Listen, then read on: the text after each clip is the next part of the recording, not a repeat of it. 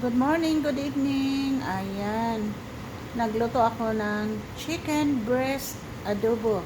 Breast ito na freezer ko at na isipan kong lutuin. So, ayan guys, lagyan ko na ng konting water. Marinate ko lang siya.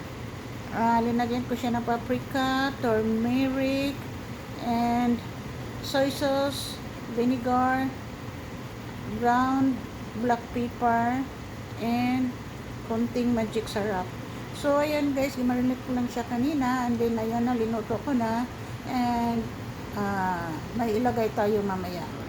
Ito siya guys, yung ilagay ko, red and green bell pepper, para mamaya, pag maluto na siya, ilagay natin sa top, para may kulay siya, at may konting vegetables.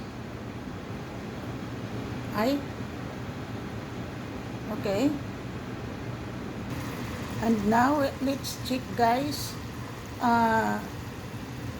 The sauce is slowly gone, and it is a little sauce now. So I add also bay leaves guys, and then some bay leaves is there over under the chicken, and we have to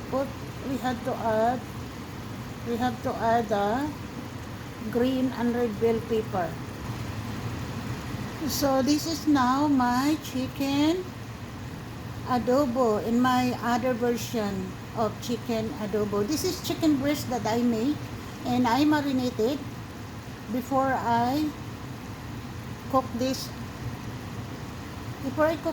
And then I marinated it with ground black pepper, turmeric powder, ground garlic powder, and a little bit of magic syrup, and oyster sauce, soy sauce, and vinegar.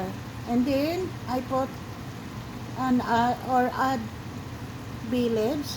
And then now the sauce is just a little now. So it's time for me to put the vegetables, the red bell pepper and the green bell pepper.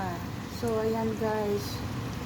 So may kulay siya. So ang sarap. Ang sarap tingnan, but it's so delicious guys. So nag-English ako. Some of my words here is English because there's some that commenting my video, especially in cooking, that I have to speak English because they don't understand. So now I mix it with English words. So ayan guys. So let's see, it's ready for dinner. Ayan. Let taste the sauce. It's yummy. It's yummy. So it's ready to serve. Just 1 minute. Ayan, thank you for watching. Bye-bye.